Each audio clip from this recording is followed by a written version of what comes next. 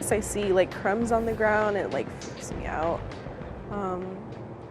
Then I go to open my cupboard where my food was, and I hear and see a rat.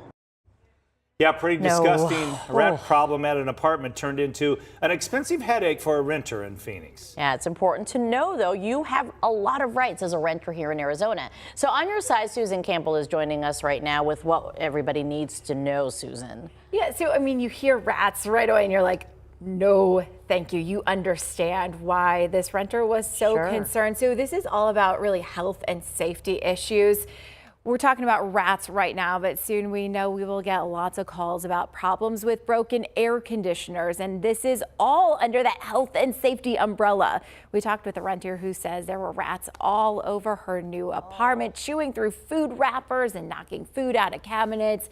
She says she has an underlying health issue and decided to move out, but she ended up with a $4,400 bill to move out.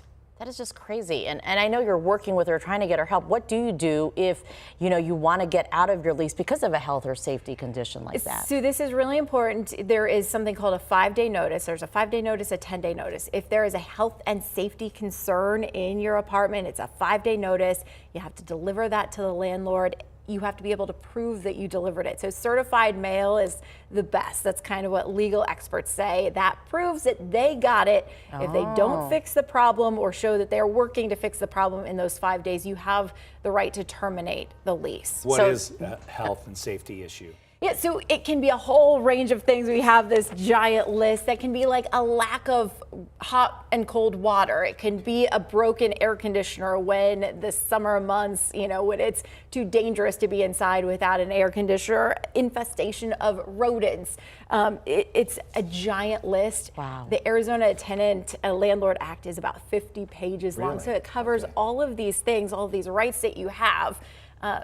But you have to know what's in it. And it sounds sort of like a complicated process, even to the fact that if there's a management office right there, you want to go in and like complain and think that's enough, but that's not, obviously. Yeah, and some legal experts would say, go take that step, do that in person, because maybe that's going to fix your problem really fast, but also do the in writing part of it, so you have that whole paper trail. You want to have that whole paper trail. And when we're talking about how complicated this is, there's a catch here too, because there's no state agency that actually oversees the laws that are provided in the Landlord-Tenant Act. So if you have a problem and you're not getting a resolution with the dispute, there's a good chance you could end up going to court. You might need to consult a lawyer. If you can't afford that, you might need to try to find some free community legal help.